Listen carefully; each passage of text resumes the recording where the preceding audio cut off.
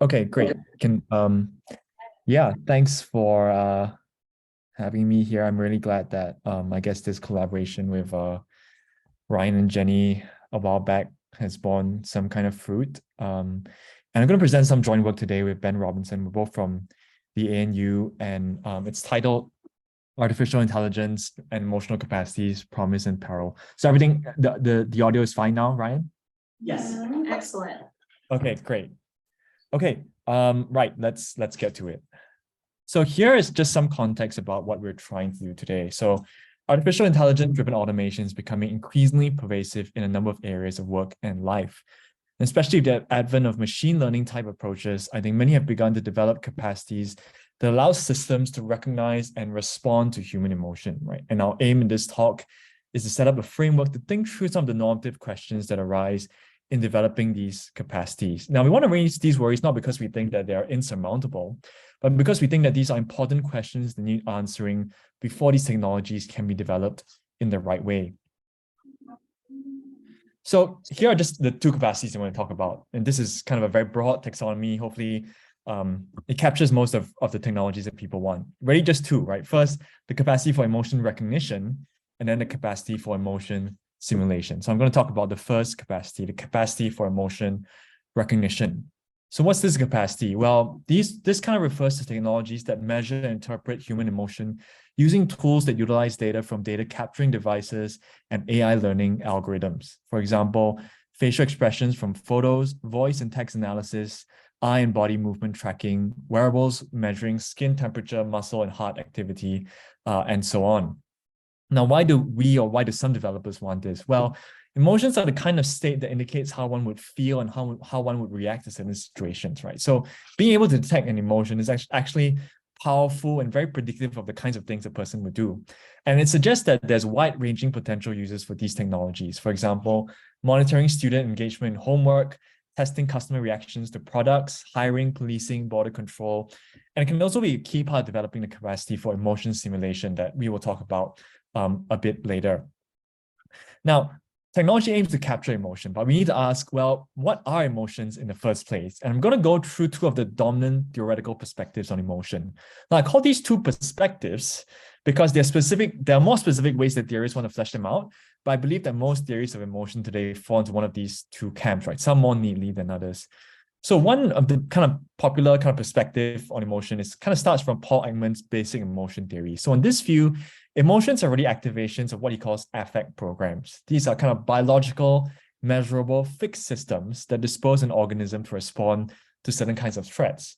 So in this kind of model, if we have the right sorts of learning algorithms with sufficient data, we actually should be able to detect emotion accurately.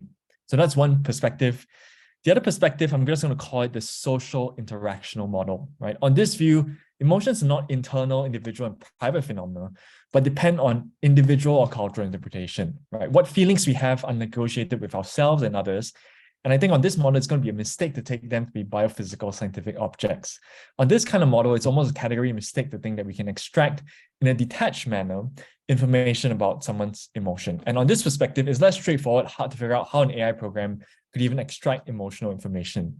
Now, I'm going to come back to these two perspectives in a bit, but you might say here, look, whichever perspective is the right one, there has to be some way to do it. After all, we predict each other's emotions all the time. If I could see your faces clearly, I would know that you guys are extremely excited about this talk. I hope so.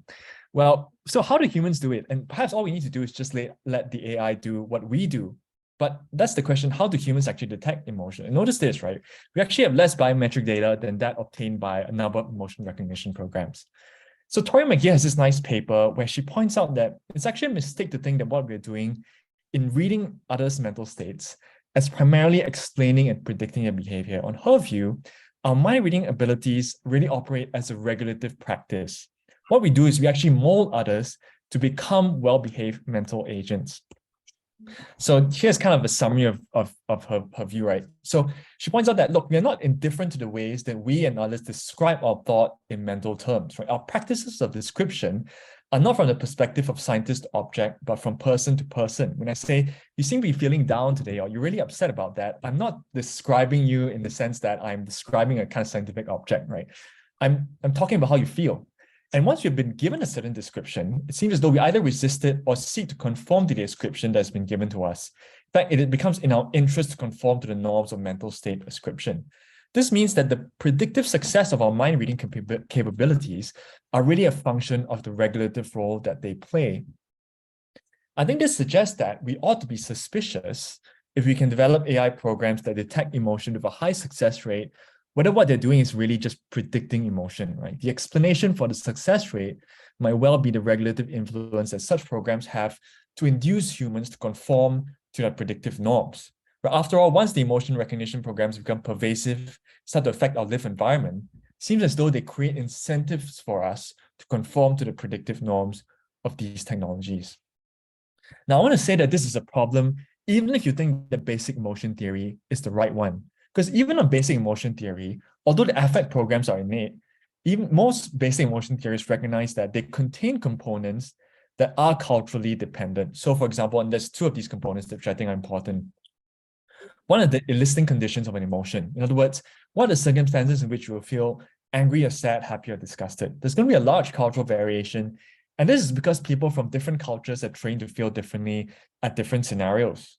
And secondly, the kinds of behavioral and motivational impulses are variable to some degree, right? Even Paul Ekman himself notes there's this thing called display rules, which he thinks are cultural dependent. And just think about this. How will you respond when you're angry? Do you lash out in aggression? Do you scheme? Notice that there are also masculine and feminine differences in the way that anger is expressed. And this suggests that even on basic emotion theory, there's going to be a wide scope for emotion recognition software to wield a powerful regulative influence on emotion. Now, I think this raises normative worries. We need to ask about the sort of power and influence that emotion recognition programs might wield over our emotions, right? And at least two questions I think are important. First, how do we ensure that such influence really serves the interests of users of the program as opposed to corporate or market interests? I think the second question is slightly different, but it's just as important.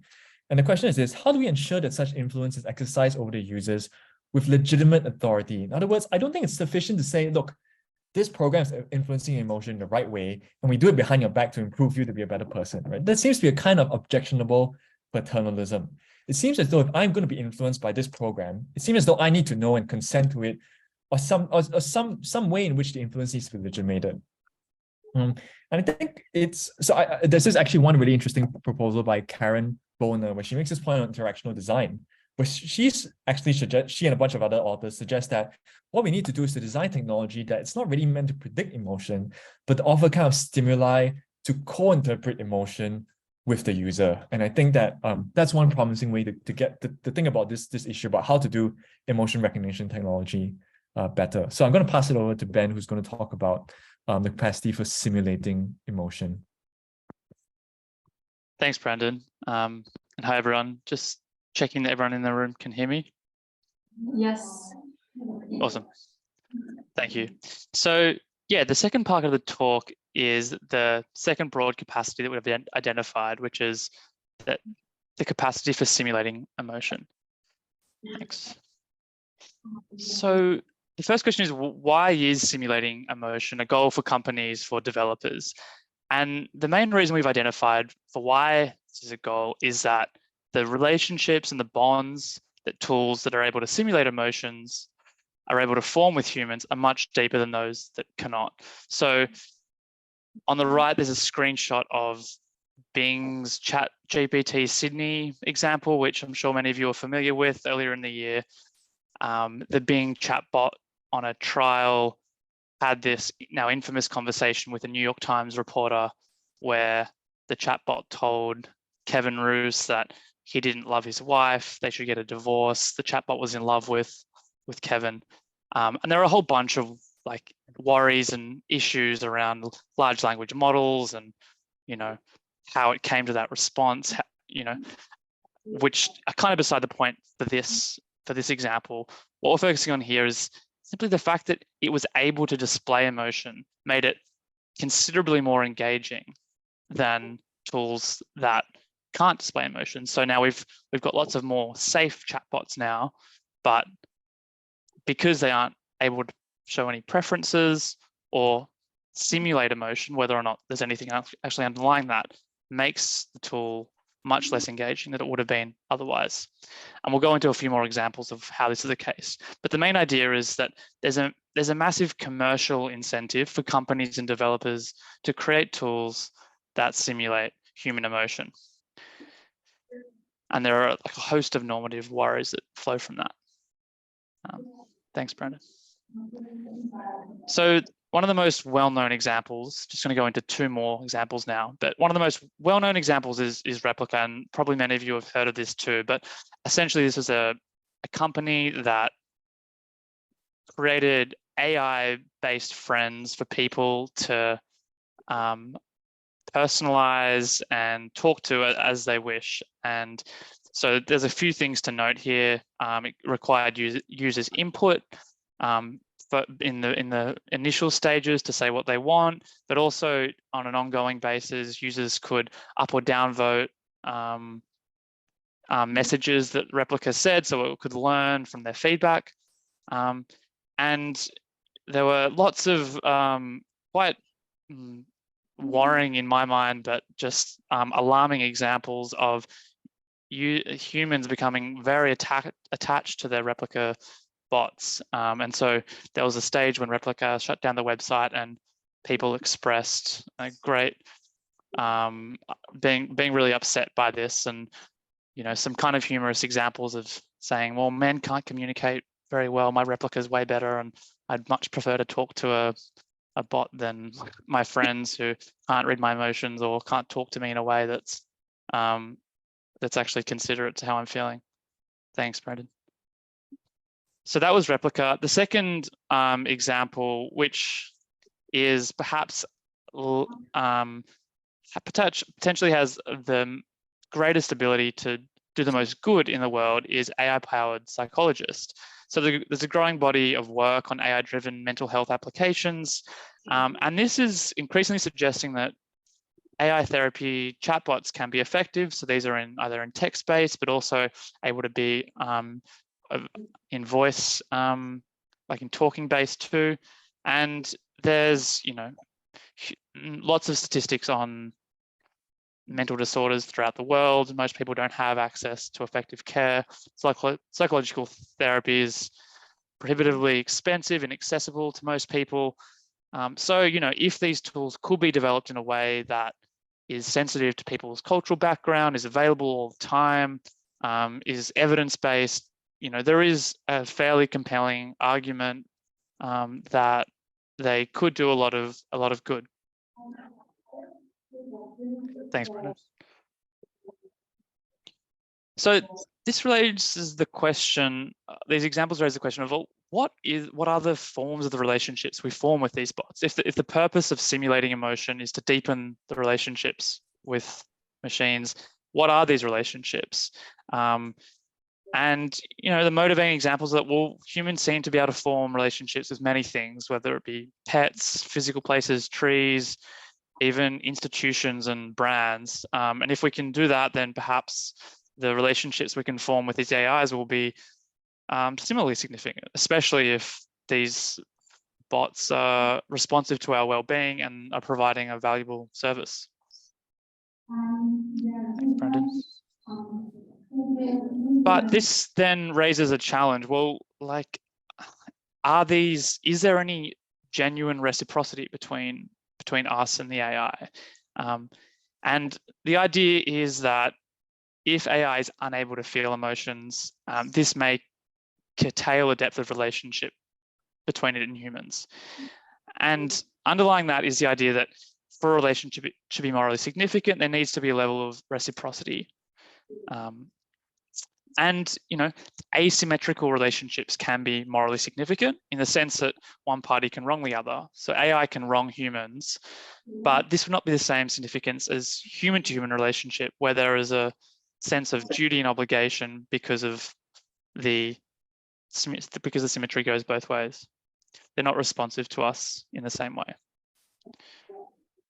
Thanks, Brendan. Okay, and so that's a challenge. The response to this would say, well, are genuine relationships needed? What does that even look like? And to what extent are substantive, morally significant relationships even important in many of the contexts where these tools are being deployed. And there's lots of kind of common evidence for skepticism here. So like sayings like the customer is always right, or Friedman's, infamous shareholder theory of capitalism.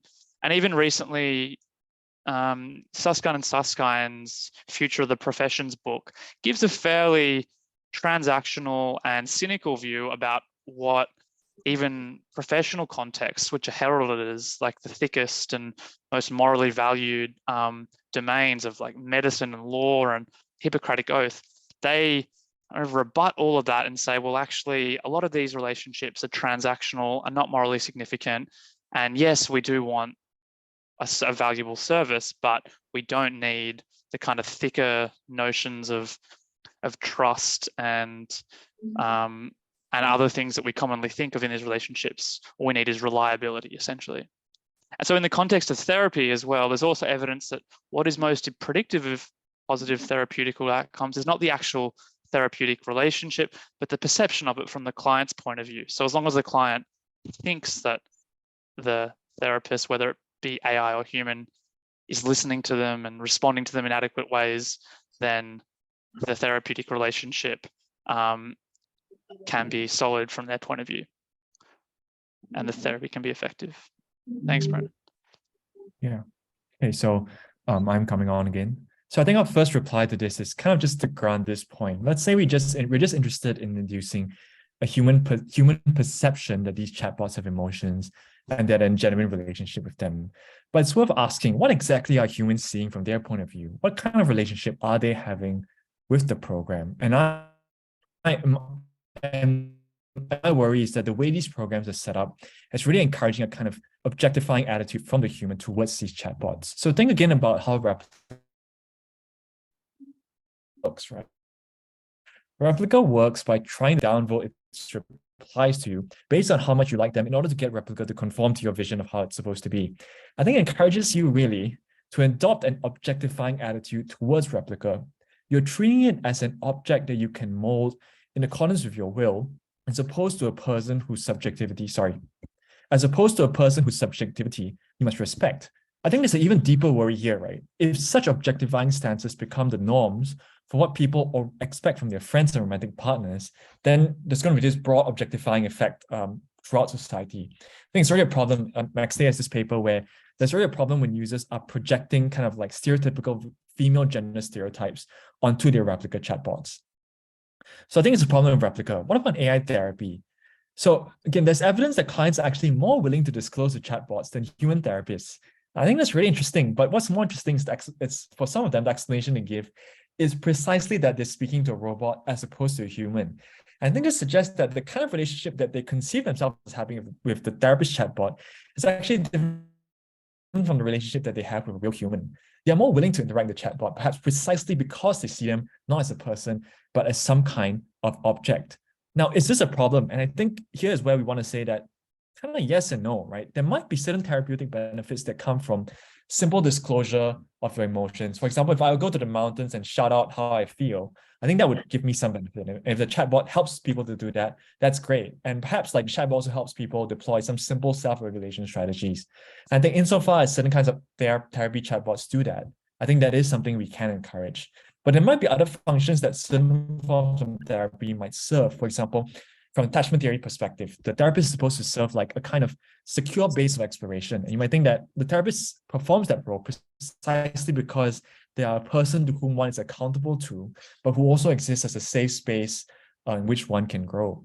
So I think more work is needed to answer this question on two fronts. First, I think we need more theoretical resources to distinguish the kinds of benefits that therapy is supposed to produce in order to determine which of these can be carried out by a chatbot and which requires personal relationships. And secondly, we also need longer-term studies on the effects of AI chatbots on clients instead of shorter-term metrics in terms of whether clients are willing to engage or whether they glean certain kinds of short-term benefits. Okay, I'm going to pass it back to Ben.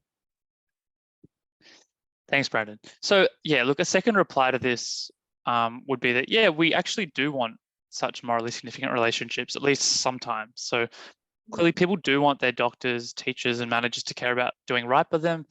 And people do seem to appreciate, even if they can't reasonably expect, genuine concern from people in other types of jobs, say customer service. So even if some doctor-patient worker-employee or teacher-student relationships are transactional, it doesn't mean that all are or that they should be. And fulfilling the core requirements of a job can exist alongside relationships that are more reciprocal and are responsive to another's needs. And so, there seems to be clearly a moral loss if all these work relationships are reduced to shallow, one-sided preference need satisfaction with AI. Okay, so then a response to this might be, well, actually, might AI be able to have emotions? Might there be non-standard definitions of emotions that lead to different answers to the question of whether machines can suffer and feel things, and therefore would kind of get around this worry about reciprocity and genuine relationships? And there's some arguments for this. So, for instance, if we define emotions as goal-orientated responses to stimuli, as Zinchenko and colleagues do, perhaps some forms of deep learning that have reward mechanisms based on goals in which weights are self-adjusted to achieve certain goals might be said to have emotions in this sense. However, this seems dubious on a number of fronts. Like, firstly, is it really the AI's own goal if it's pre-specified by humans? And is having a goal the same as valuing something or having an emotion? So, like, overall, this doesn't seem particularly convincing, but arguments of this type might give a different potential route in circumventing the problem of machines lacking emotions, and thereby being capable of deep connections with humans. Cool. So I think we're at time, but I'm just wanting to summarize now. So there are kind of two buckets of key takeaways. The first are around normative worries. So as AI developers aim to develop the capacity for emotion recognition, the capacity for emotion simulation, both capacities involve normative risk. So on the emotion recognition front, this involves more than mere prediction, but also emotion regulation. The influence needs to be legitimate and justified here. For emotion simulation, first, this encourages objectifying attitudes in relationships potentially. And second, it removes the good of genuine relationships in many domains of our life. Working off the assumption that AI can't actually feel things, as we've gone through. So the second bucket of takeaways is that more work needs to be done.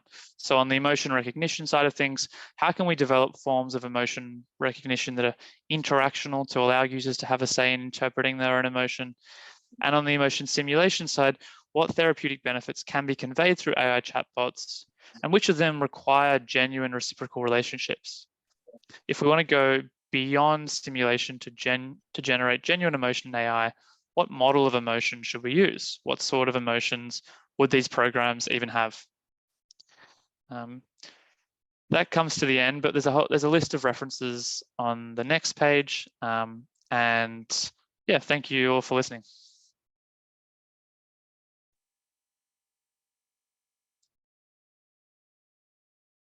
Right. I have a question for you guys, actually. And I guess before I ask it, I put a link to a Google Drive in the chat where you can upload slides to share with other attendees.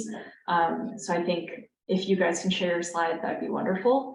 Sure. So the first question I have is the project that the game design collective I'm working on, Plot Twisters, is creating is trying to do what Boehner et al. Is advising, this interactional and co-interpretive algorithm that supports, I guess, co-regulation and avoids normative categories for emotions. But I guess we're approaching the challenge of this, and like a question that comes to mind is it a spectrum of prediction? So if you have any guardrails or any kind of definitions or any sort of even basic categories like valence of what someone's feeling or experiencing, or the algorithm's able to detect any kind of magnitude, is that already a form of prediction? And like, what would this interactional form of, I guess, relating to user input mean? And is it like a spectrum of prediction? And is it always going to be like that? Is there a way to avoid prescription and just make it scaffolding? Hopefully that question made sense. Yeah. So I think, can you hear me? Yeah. Yeah. So I think in some ways it's impossible to avoid influence, right? I mean, we do need to get by with some prediction. And I think even if you put it the nicest way, so I mean, let me just give one example, right? Like I have a very young sister, and sometimes we ask her, like, do you want this or that? And the answer of it, and actually most of the time, like, do you want, like, I don't know, pasta or rice? Actually, the truth is that she has no preference prior to the asking of the question. So in some ways, even like in asking that question, I think in she giving me an answer, she's actually committing to a preference. I don't think I mean, prior to, assuming she has no preference, she had no prior experience with pasta or rice, there is just no preference there. So even something as innocuous as asking a question can be a form of influence. So I think it's impossible to avoid all kinds of influence. I think the important question we need to ask is, like, first, whether the influence is helpful or not.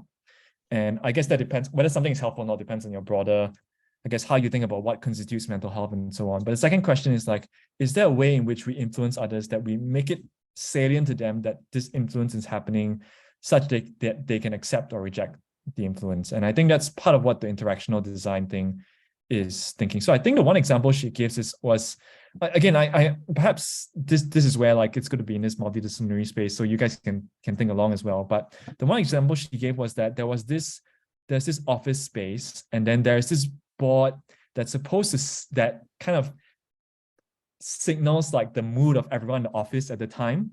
And then the stuff that's on the board, it's supposed to be opening like a topic for discussion. Like, employees can come by and say, wow, everyone seems to be really down today. I wonder why. And then they start having this conversation about what's going on. And that's her example. I'm not sure if that, I mean, that just got me thinking, there might be other possibilities. I think the game that you're creating, Plot Twister, seems to be one where, as you say, it's kind of like co-interpretation, as opposed to just telling people this is what you feel, or this is what you ought to feel. But it's so yeah, I mean, like, yeah, does that kind of answer the question somewhat? Yes, I think so. Yeah, I think we're interested in this question of consent just from the beginning, like how to ask even if influence would be helpful and guiding someone through the articulation of their responses. So yeah, thank you. Yeah. You have time for Yeah, I think we can do this, and then we also do have one question online. Okay, thanks. Thank you so much. Absolutely fascinating. Can you hear me? Yes. So two things I want to ask you about. In this context of controlling emotions, do you not think this is probably just like the next frontier of some form of neocolonialism, or just because I mean, yeah, I just want your thoughts on that, because obviously these algorithms and things are made by certain people in certain countries and are being placed in other ways. And I know from my research with TikTok that it's definitely a fear that certain countries are controlling children in other countries by leading them certain ways and giving them certain content. And I just wanted your thoughts on that. And I think the other side of it was, I was interested, you made such a clear split between having either we have like the AI therapist or we have the human therapist. And I just wanted, thinking it very practically, is that ever going to happen? Because there needs to be some sort of legal responsibility going on here, particularly if you're engaged in people's mental health. And, you know, if someone's going to get more unwell, there needs to be legal culpability. So do you think there could ever be such a clear distinction? Do you not think that more realistically, we might end up at a point where you're engaging with a chatbot, but real human therapist is having to observe over it or have sessions with someone every few weeks because legally someone needs to be responsible for it? Yeah, sorry, very practical question. Yeah. Yeah. Do you want to go? Yeah. Do you want to go? Okay. Thank you. Yeah, awesome questions. So I think on the first one around whether it's a form of like neocolonialism, I would say, like, yeah, I think it may be, for sure. And like, especially, you know, as you say, if they're being developed in certain countries where like the data sets around how emotion regulation in those countries or those data sets may be one thing, but they may be totally different in another country. And I think, you know, Brandon touched on that, the theory about these basic emotions and the Paul Ekman, and that's kind of being held up as the poster child of theory that like kind of only kind of justifies the development of these tools, but there's like so much evidence that that theory is quite disputed. There's also evidence countering that evidence, saying, well, actually there is some evidence for, similarities in emotive expression across cultures, but it's quite nuanced. And at the moment, there's just not we don't have the scientific kind of tools to be able to capture that nuance in the actual programs themselves. So yeah, I totally think that if, these emotion detection softwares were able to be rolled out in many jurisdictions around the world and they were based from one country, it could have really harmful effects. And I think that's why lots of countries have banned them until further scientific consensus is found. So that was the first part. The second part was about, remind me.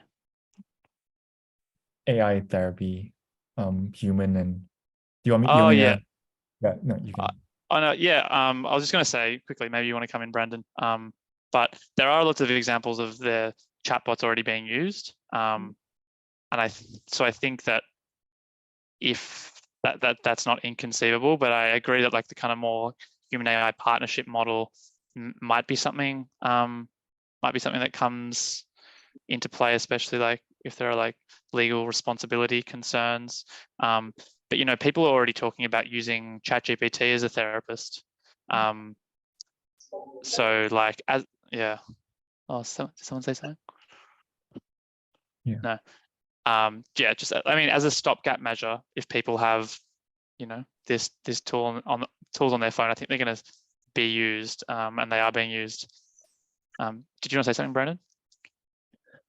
Yeah, just kind of add to that. I think what we are trying to go for is actually to say that there can be a good way of AI human partnership, but I think what we need to be clear on is which parts the AI can do, which parts we need the human for. I guess that's why like it's important to figure out what are the goods of therapy. This is what we need to develop, right? The theoretical framework. What are the goods of therapy? Because some of them is quite simple, just giving an outlet for people and being able to implement simple regulation strategies. There's no problem having a chatbot do that. But other goods of of therapy that require a human presence there? And I think the answer is, well, at least quite clearly, yes, for certain kinds of therapy. And then we need to be clear on that before we can, otherwise we just say, look, chatbot seems doing well in certain areas. Let's just give everyone chatbots and we don't have to, human therapists can be just for like the rich, bougie people and everyone else can use chatbots. I think that would be worth